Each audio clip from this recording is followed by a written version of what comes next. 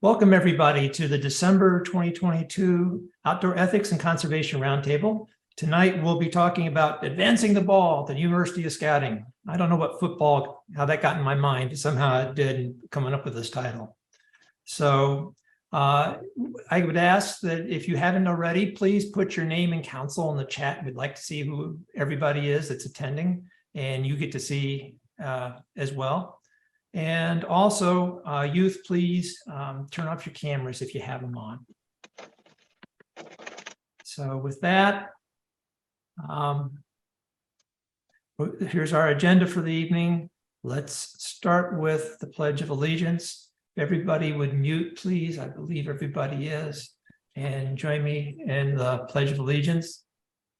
I pledge allegiance to the flag of the United States of America and to the republic for which it stands, one nation, under God, indivisible, with liberty and justice for all. 2. Join me in the Scout Oath. On my honor, I will do my best to do my duty to God and my country and to obey the Scout law, to help other people at all times, to keep myself physically strong, mentally awake, and morally straight. The Scout law. The Scout is trustworthy, loyal, helpful, friendly, courteous, kind, obedient, cheerful, thrifty, brave, clean, and reverent. And now the outdoor code. As an American, I will do my best to be clean in my outdoor manners, be careful with fire, be considerate in the outdoors, be conservation-minded. All right. With that, I'd like to get right in. Let's start with our safety moment. We have Michelle Bierstadt from the Sioux Council to help us with that. Michelle? Yep. Do you have it? Oh, there it is. So great time. We have lots of ice for some of us, snow sports, winter sports, kids playing in cabins, all kinds of fun things. But one of the things we want to be aware of, be prepared for, is concussions.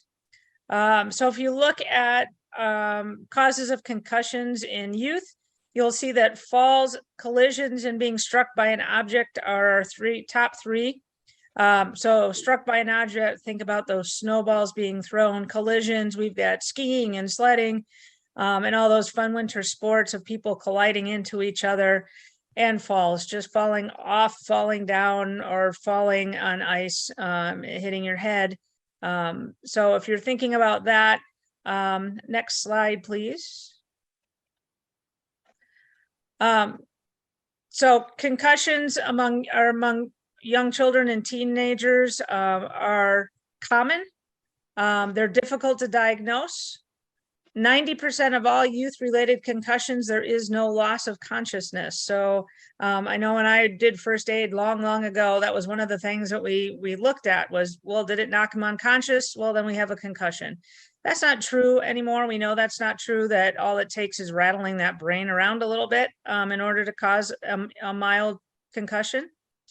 They can recover quickly, but for some, the symptoms can last for days, weeks, or longer. That's why it's so important to have them checked out if you suspect at all or have gone down the checklist for concussions. Those that have had a concussion in the past are at greater risk for another one, and recovery can often take longer the second time.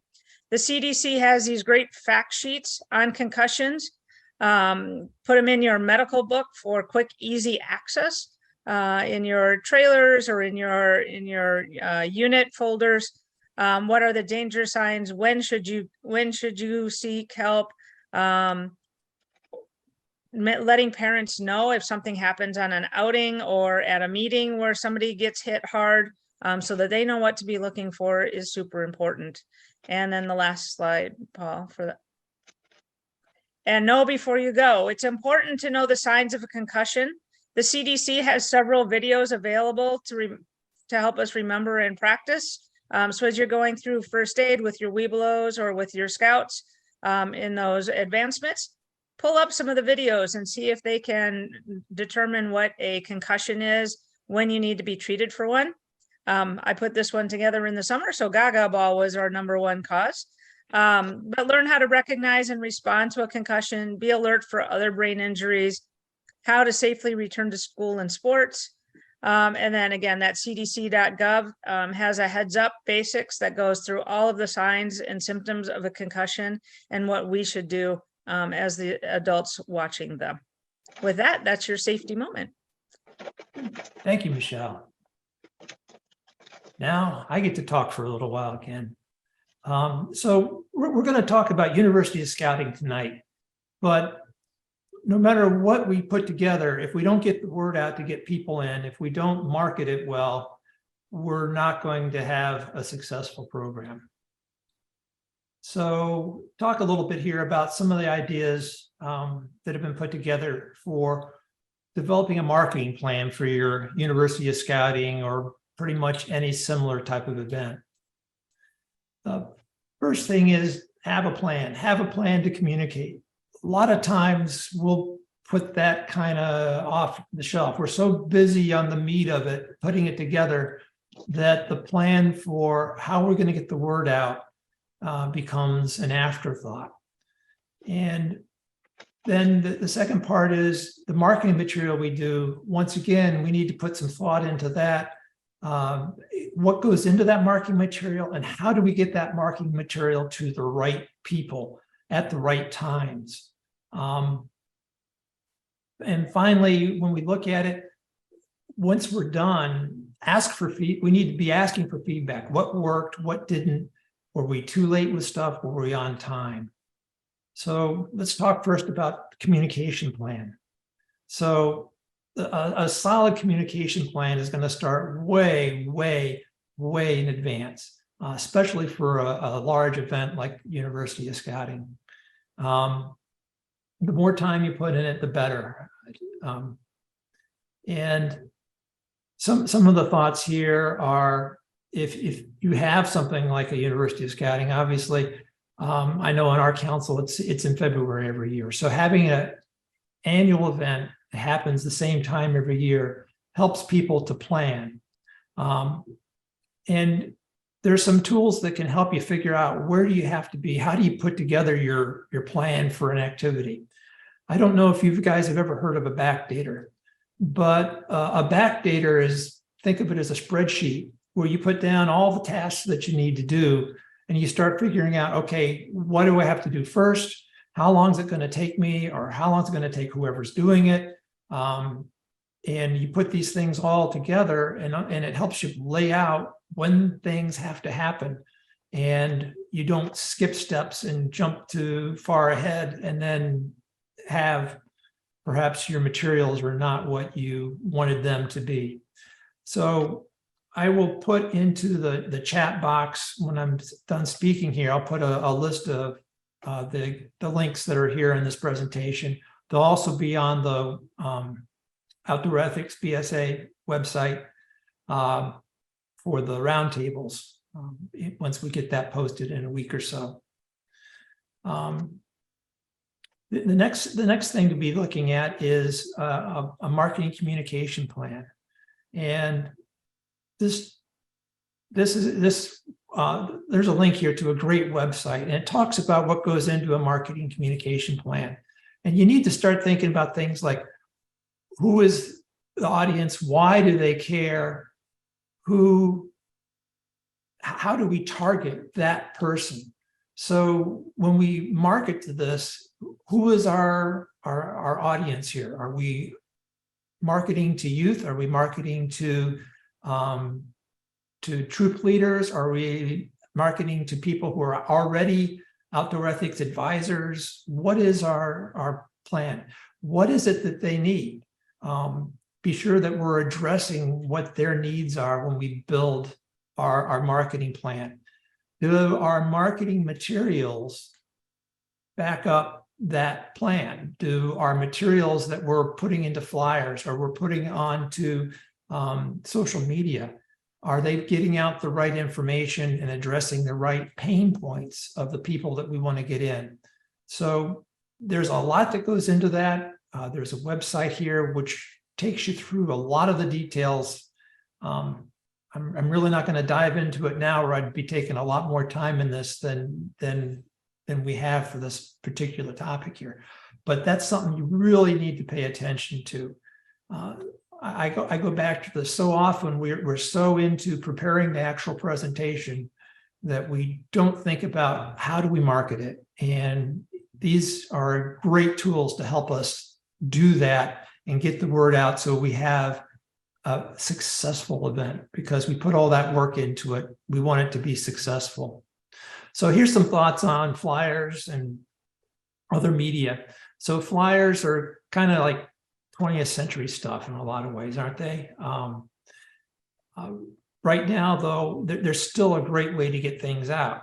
So maybe a flyer now isn't always a piece of paper that's in your folder at your troops folder at the round table or whatever it is.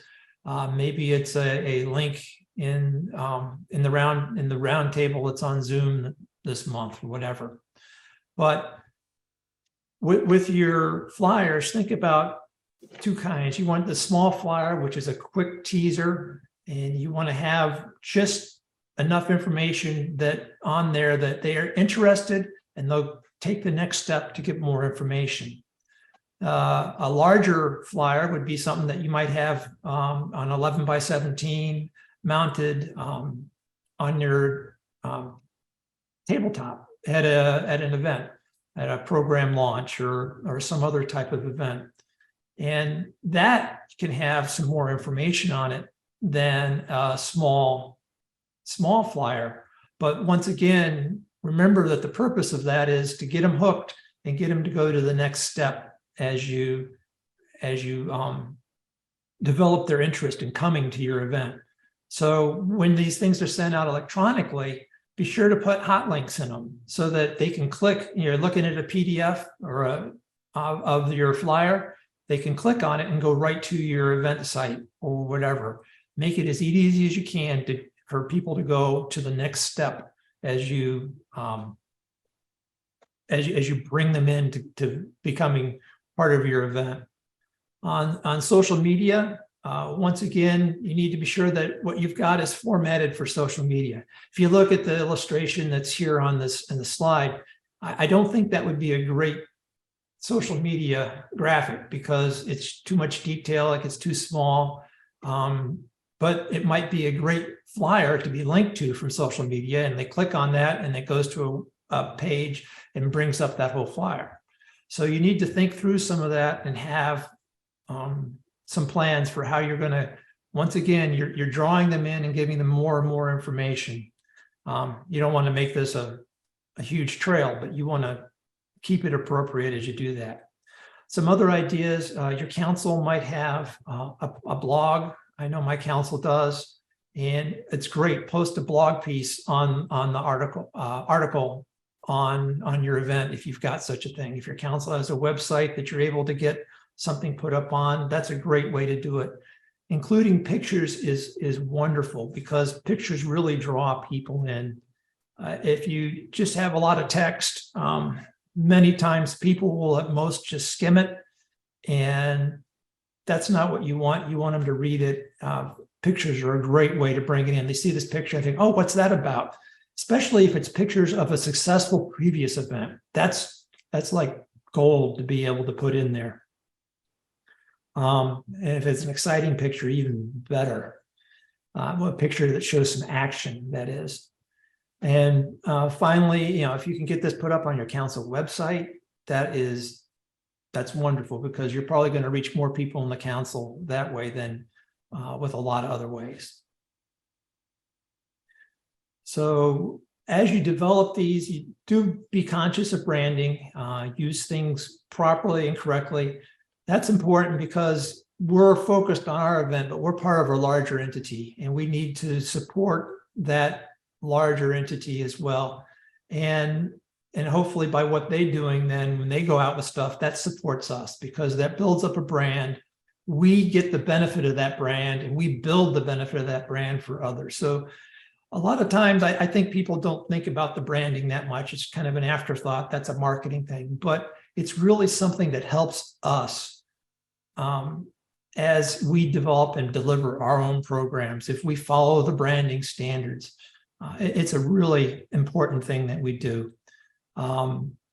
There's also some guidelines on the Outdoor Ethics BSA website as well. So there's a lot of good stuff there, and don't want to pass that over. Some other ideas: district newsletters, council newsletters, council calendars. Get your event on that. Get an announcement at a lodge meeting if you can. Get your lodge, ask if they could put something into their newsletter as it goes out.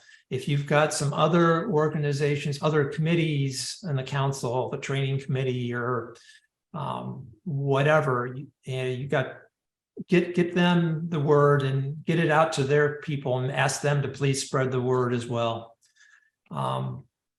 A great idea is if there are council or district events where there's a check-in table, have flyers there, or put a flyer in their package so everybody gets a copy of the flyer. Once again, a great way to get the word out.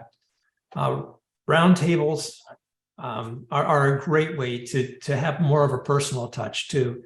If you can get somebody in a district to stand up at their roundtable and just give a 2-minute plug during the roundtable, that's gold. You get a lot of interest by doing that.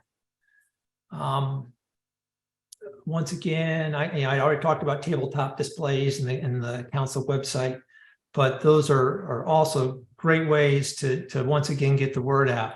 Now you look at this big list, and this isn't going to all happen in a week or less. So if you think about it, now we're going all the way back to having our plan.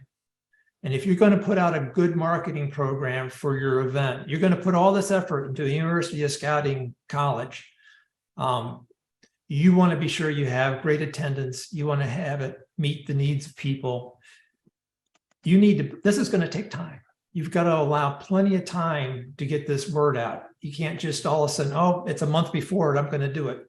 You're going to be too late at that point. So think about your plan, get your word out, and marketing will be successful. And then finally, as always, feedback. Ask for feedback on at the event with people that came. What did they? What got them in? What media that you advertised it with? What got their attention? How did you get them in? That's good to know. If there were things that they say that, hey, you know, I found out about it and I was lucky I was able to come because this is not really enough notice.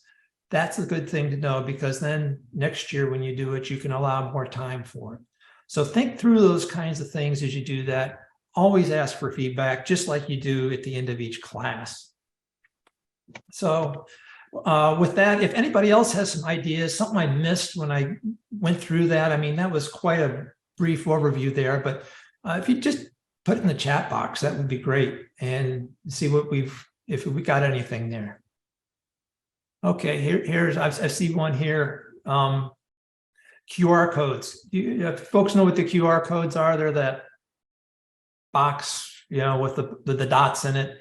Those are great, especially if you've got a tabletop display. I think those work really well for that. Or if you're projecting something at a round table and people can just pick up their phone, take a picture, and have the link to your site doing that. And yeah, and what I'm talking about here is marketing. Right, there was, yeah, that's right. I did have a QR code in the one slide there already. I'm talking about the University of Scouting in particular, but this really applies to most any larger event that you do, and even maybe some events that aren't so large, like your classes and stuff like that. All right, well, not seeing anything more, I'm going to turn it over here at this point. And Summer Pearson from the California Inland Empire Council is going to talk about some of the program ideas that they've done in their councils, University of Scouting. Summer, are you ready? Go for it. Okay. Hi, everybody. This is basically what we do well, at least from our perspective. So next slide, please. All right. So To start off with, we have our own outdoor ethics college, so we're not exactly competing with other groups. So if you want your master's degree or whatever with outdoor ethics, you can get your bachelor's, master's, and PhD just with us. And some people kind of like that. They're actually really into the idea of they want to be with basically one group another year. Go ahead. We vary our classes every year, so there's always something new. If we have a class that didn't work last year, we revamp it, change it, come up with new ideas. We've always had conservation with our outdoor ethics. So, both of those are huge, and we try not to overwhelm people. So we only have about 5 to 6 classes a year if we have a full 6. And so the next year we'll probably repeat 3 of them and have 3 new ones. That also helps people wanting to come back because there is something new. And our next one talks about what I'm going to say next. We like to play. I am one of those people that I will bring paper, I will bring crayons, I will bring whatever it takes. We had to take them outside to do the science one year to show how outdoor ethics and science work together, to maybe work on some STEM and NOVAs. And we went outside and we built little tiny rockets and we launched them. But we also talked about how you don't want to mix the Alka-Seltzer with the land, what's going to happen to the grass. So the kids, would actually figure out they maybe need a tarp underneath. We did the 1-inch. It's amazing how many people will take their tiger cubs on a 1-inch safari and not have a clue what they're doing. And so we go out and I made everybody do different shapes in 1 inch. And we went to different environments, which is great. We were in the middle of the desert. So we had dirt, sand, sandy dirt. And they had no idea that we were having, the bugs we found were amazing in just 1 inch. See, I also do Project Wet, Project Wild, Flying Wild, Leave No Trace, things like that. We always throw a hands-on activity in our presentations. Like I said, if we can, we always take them outside. Let's face it, University of Scouting's, a lot of them were indoors. And if they have to stay indoors for 6 hours, they're going to act like my senior 6th period. They go crazy, they're nuts. So we got to get them outside once in a while. Oh, and if anybody doesn't know me, I'm really bad with jokes. So they're there. We have a mini passport. So it's a piece of paper. It's like a long strip. As they do our classes, we can actually check them off. If they do so many classes, they've actually done outdoor ethics orientation. They've done the Leave No Trace, BSA 101, things like that. We actually kind of split them up. We have the trail on there. So every class they take, they get a little check off. So not only are they working on the University of Scouting degrees, but I don't remember if we have stickers or patches for them. Paula can fill me in on that later because I never get to complete my passport.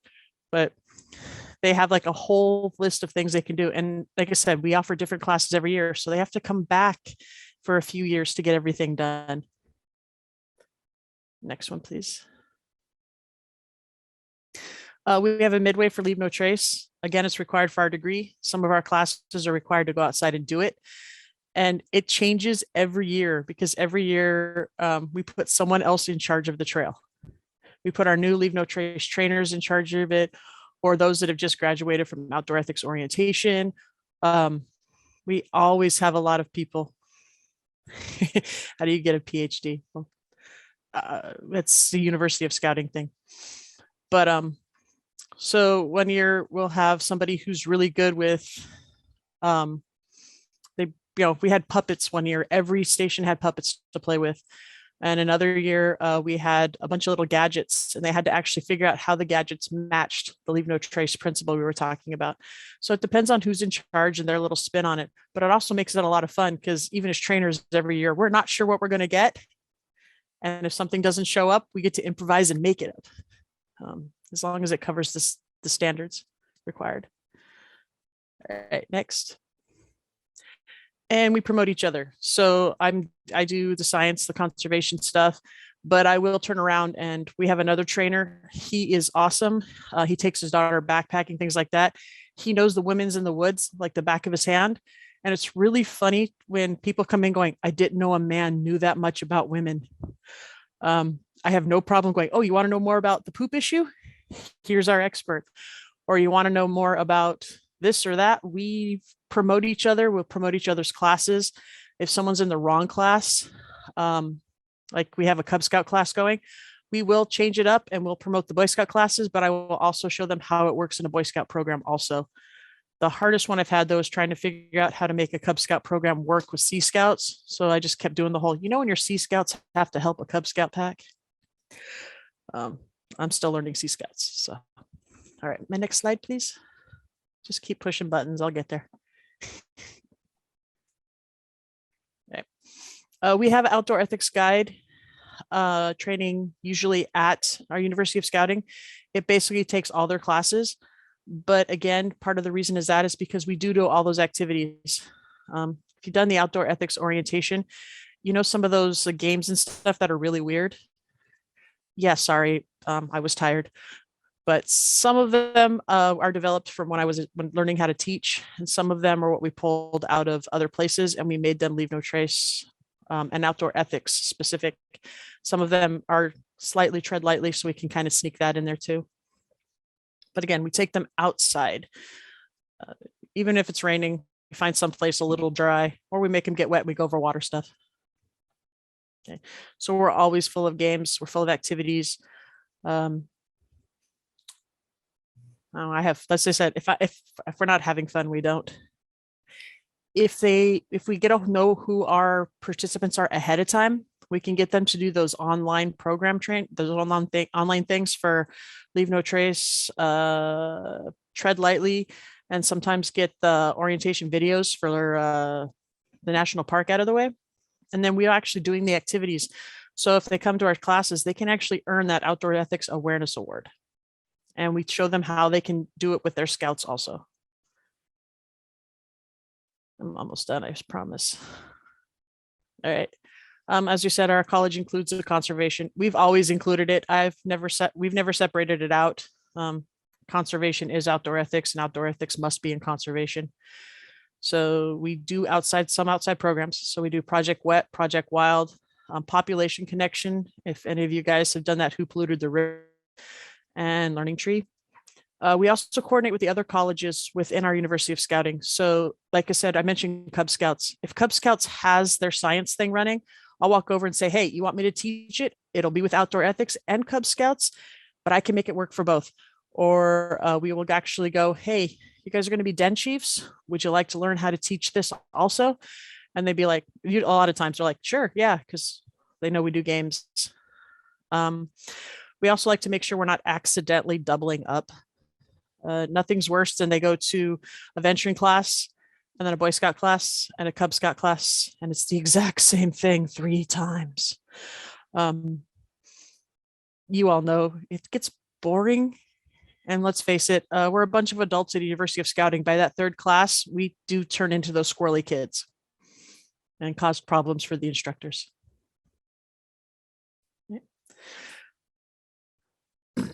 Now, I was asked to do this. It doesn't have much to do with the University of Scouting, but you can do this at the University of Scouting. Our council each district does something a little different. So we actually give out really weird awards. So one of our districts gives out something called the Spark Plug Award, and they actually spray paint old spark plugs. It's basically if you start an activity and you keep it going, or you actually can get a unit up and running, or find a dead unit and resurrect it from the dead.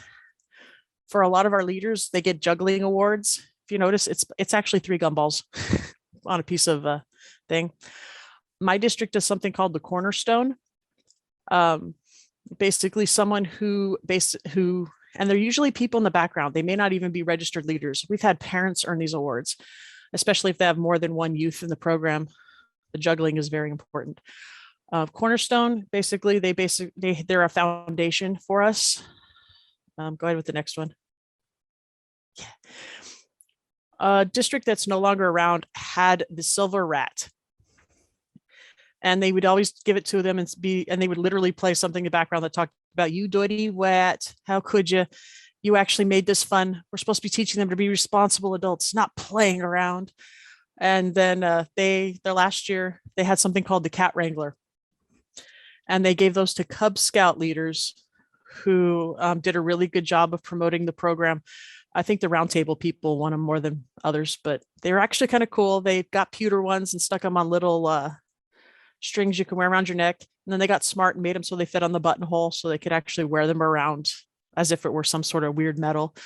It was really funny because if you weren't in that district, you couldn't earn it. So a lot of us were jealous of silver rats and cat wranglers. Lifesavers is a cute one. You've all had those around. It's that one person who swoops in out of nowhere when you're completely dead on ideas and they've got something. Can even be a youth. And the last one, it's called the trailer hitch. Everybody, if you think about it, if you're going to tow stuff around or if you're going to haul things, the trailer hitch is the most important thing, but it's the one thing you don't talk about. You'll always talk about how big your trailer is, what your tires are like. Do you have a cute design on the site? But nobody will ever mention the trailer hitch. So these are for those scouters that are actually essential to the program, but never get noticed. So those are the background people, especially if it's a youth run event.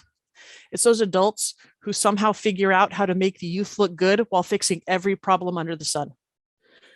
And they'll never tell the kids what happened. Okay. So, any questions? Anybody have any really good ones? This is your turn. Yeah. Once again, I mean, we don't have all the great ideas here. If you've got some ideas, please share them in the chat. To get a PhD in our Leave No Trace conservation, you have to go through your bachelor's, master's, or you're just a trainer, but you do have to do like 12 courses in a certain college and you have to actually teach a class. So a lot of us have earned our PhDs before we ever got our bachelor's. Thank you, Summer. I love it. You got they got a Bigfoot award. I like that. Vern Dennison Award. Okay. Oh, the Can Do Award with cans of Mountain Dew. Oh, Vern Dennison, a guy who always went camping. There you go. All right. Yeah. All right. Thanks, everybody. And what we'll do now is we're going to move on to thank you, Summer. And Paula Church, can you talk to us a bit about some lessons learned from California Inland Empire? Actually, LongHorn Council. LongHorn Council, I'm sorry. So not too dissimilar from what you just talked about, but I will start off with a little bit about how ours is set up and then get into the lessons learned. So we've been doing this format since about 2015, and I inherited this. I've been at that time I was instructing and later became Dean of the College of Outdoor Ethics. And if you'll hit the next slide. So we also have a degree program, and the youth degree, they just added the last year or so, but each degree program has requirements for attending so many classes that year, visiting so many midway booths, and then they can earn a degree that year, and then they have to earn the previous degree before they can go to the next one. And once you get up to bachelor, then, and this is where marketing comes in, bachelor degree, they also have to be trained for their position in order to get that degree. And then masters, they have to take advanced training like IOLS and Blue, Wood Badge, MYLT, that sort of thing. And then doctorate, they have to start being on staff for other things. So in this, we include Leave No Trace trainer courses, tread trainer courses, and also master educator courses that can be part of that degree program. So next slide, please. So we do have different colleges, Cub Scouts, Scouts BSA, Adventuring, that is kind of a conglomerate of older scout programs, and the College of Outdoor Ethics. And this year, I actually changed the name to add conservation to it. We've always included at least one conservation training, but I just officially changed the name this year. And then there's general studies and youth development as well. And so youth 14 and up can attend University of Scouting as well. So next slide, please. So here's a little snippet of our schedule that we had this year. We just completed ours in November. And this includes Cub Scout College and Scouts BSA, as well as Outdoor Ethics and Conservation, which is across the bottom. And so this was our class offerings this year. We offered 6 classes on that Saturday and some virtual that I'll talk about on the next slide. But we keep it small. Only try to do 1 class per session. And the reason I do this is because we only have 2 master educators and maybe 2 or 3 trainers. And this way, if I'm not teaching a class, I can be a backup for another class. So all my instructors, I require them to be a backup for someone else also. And just a second set of hands to help with the games and activities and just to help with the class. And we offer, probably not anything dissimilar to other classes you've seen. Women in the Woods, we've offered that for years. And this year, Leave No Trace Camp Kitchen, this was something new. And I find I get bored teaching the same thing every year. So I will try to come up with something new every year. And this was my new one for this year. And it actually went over pretty well. It wasn't cooking, but it was, how do you deal with Leave No Trace in the camp kitchen? And they tried to actually cancel this because somebody else did a cooking class for Scouts BSA. I said, no, this is different. This is different. So, and then for troop cruise ships, outdoor ethics games and Cub Scout outdoor ethics games, we offered a STEM class. And then the hybrid there, they cut off the name, and that was actually our Distinguished Conservation Service Award class. And so lessons learned on this is I hand in our schedules and our class names, and then it gets retyped. And so the names weren't exactly what they needed to be on here. And, like I always make sure that Leave No Trace is not abbreviated, but of course, whoever typed this did that. So that's my lessons learned, is I need to be careful and review this before they do the final version on the schedule. But, we're smaller than the other colleges, but I like to think that we offer some quality classes. So next slide. So one of the things that we learned during 2020 is how to do virtual classes. So our 2020 University Scouting was completely virtual. And so we kind of maintained that the years since. And so the week before, we will offer some virtual classes. So one of the things, another one of our lessons learned is anything that takes more than an hour, I try to pull it out of that Saturday, not offer it on Saturday, but doing it during the week, either 2 hours on one night or split it up between 2 different nights. And I had originally planned to do a tread trainer course virtually in these slots, and do like 2 hours each night. And when those new Scout BSA requirements came out and they dropped the tread lightly requirement, then I changed it. I dropped our tread trainer course and I changed it to just do a session on the new requirements. And so I had quite a few attend that. And I had a big outdoor ethics orientation class this year, which I do prefer to do that in person so you can get the full effect of the games and activities. But I do try to follow up with, we do activities online, but I do try to follow up with sending them information on how to do this in person. And so that was our virtual offering. So next slide.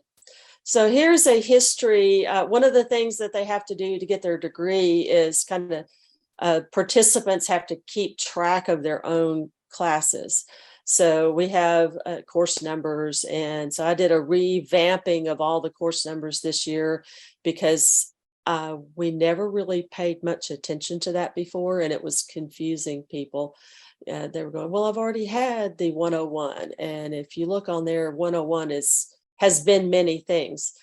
Some other lessons learned is we've offered class, we try to come up with some really catchy names for classes like Bigfoot's Playbook or Bigfoot's Bucket, which was a thing we did for day camp where we took a bucket and took all the activities from the playbook and stuck them in there and people could check those out. Well, people didn't sign up for those classes. And the reason they didn't is they didn't know what that was. Most of us on here that are familiar with outdoor ethics know what the Bigfoot Playbook is. So we went back to just calling it Cub Scout games and, outdoor ethics games and activities. So that's some of our lessons learned. We've also had, like we've done the Leave No Trace 101 before, where we split it up into different sessions and they had to keep track of that. And if they took all three, then they would get the credit for the 101 course. So, and of course, our history, we've had Hornaday classes, which are now kind of turned into the DCSA or the district, Distinguished Conservation Service Award. Next year, we're already talking about, instead of doing that, we're going to do a little thing for advisors, what it takes to be an advisor, what is expected, how to get the training, that kind of thing. And of course, our Women in the Woods, we have offered, this was just one page of it. We have offered, I see the question there. I'll answer that in a second. We have offered the Women in the Woods for men only, and that was a lot of people wanted that. So we may offer just next year without gender specific and let anybody sign up for that. But so the question was, what is the ODE versus the OEC? So ODE was something that whoever did the original catalog just went, hey, what are we going to call this? And made up that ODE. And I never liked that because, in our world, we always call it OE.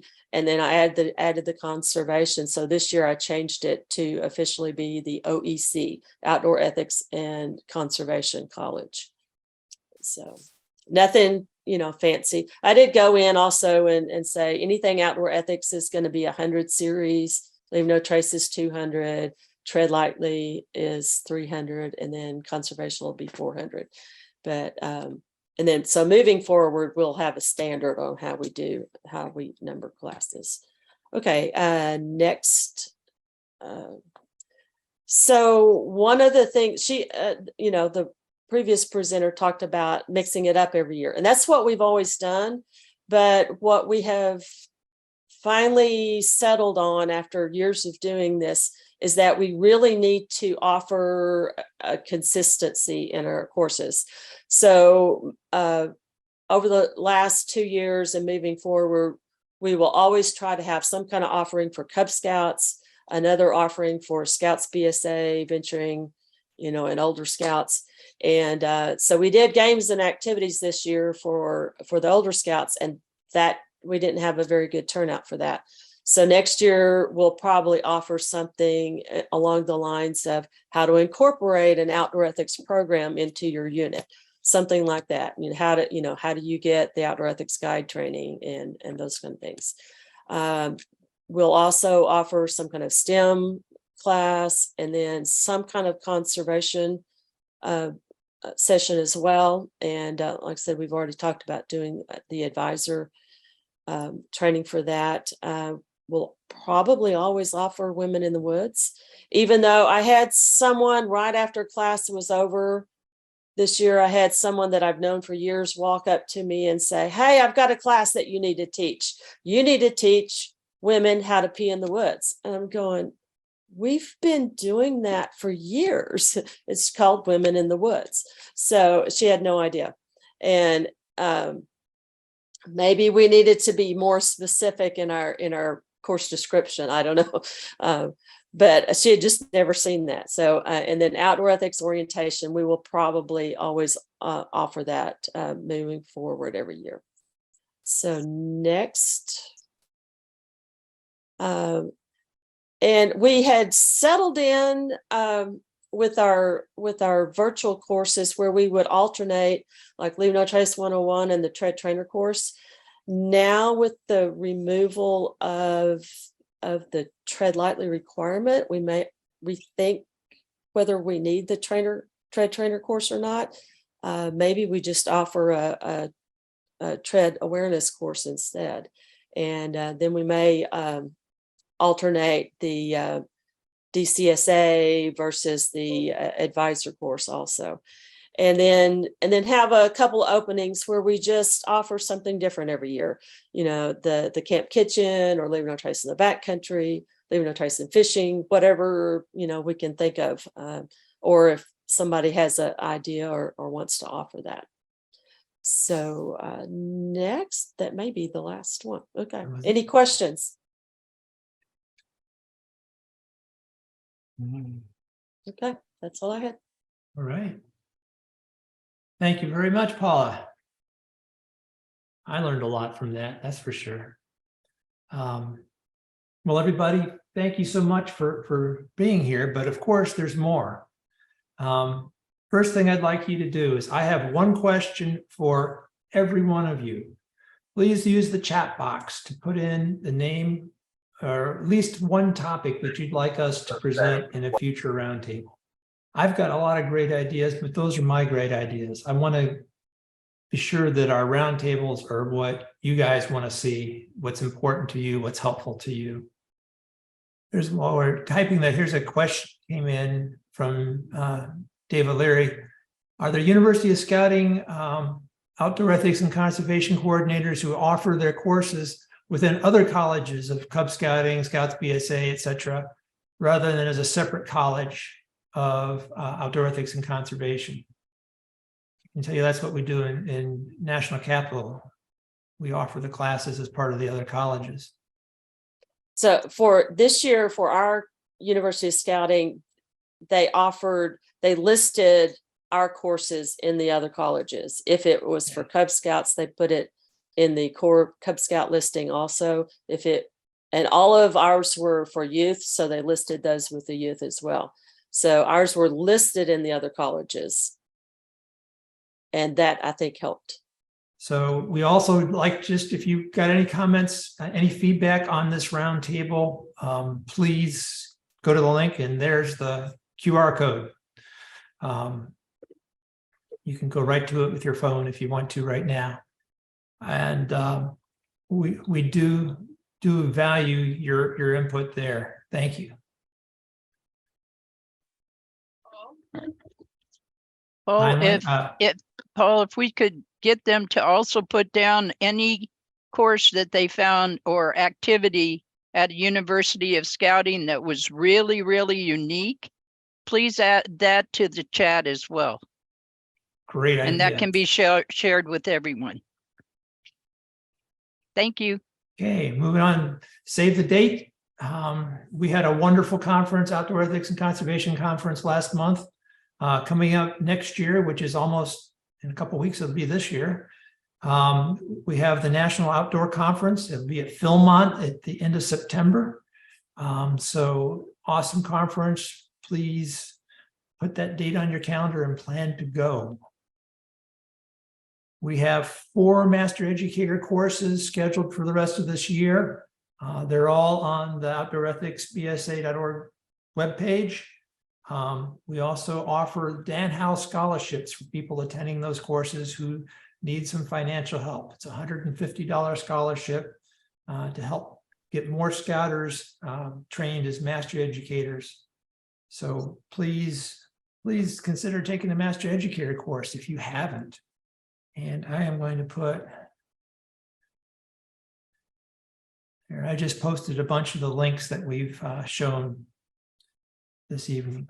Okay, also, last month's conference, the conference photos and conference materials have all been posted. If you haven't seen that yet, it's a great way to go. Don't have the whole presentations to look at, the actual presentations, but you'll be able to see the materials that were presented. And you'll be able to see the agenda and who the presenters were. So there's a lot of good information on that page. And I do encourage you to check it out, as well as lots of great pictures. Thanks to Hal Smith for taking those pictures and sharing them with us. Finally, I have my roundtable minute. I just love this part. This is like when I was a Scoutmaster. I love the Scoutmaster minute too. Hopefully my scouts did as much as I did, but anyway. So this is from a Sand County Almanac, Aldo Leopold's. The chit-chat of the woods is sometimes hard to translate. Once in midwinter, I found the droppings under a grouse roost, some half-digested structures that I could not identify. They resembled miniature corn cobs about half an inch long. I examined samples of every local grouse food I could think of, but without finding any clue to the origin of the cobs. Finally, I cut open the terminal bud of a jack pine, and in its core, I found the answer. The grouse had eaten the buds, digested the pitch, rubbed off the scales in his gizzard, and left the cob, which was, in effect, the forthcoming candle. One might say that this grouse had been speculating in jack pine futures. So for those of you who don't know what a jack pine bud looks like, that's what that picture is right there. So even a person like Aldo Leopold, I mean, the way he got to know as much as he did and be the leader he was and as in tune with nature as he was by constantly asking questions and investigating. And I think the challenge to every one of us is to go outside, find something that's a mystery to us and do some research and see if we can figure out what it is.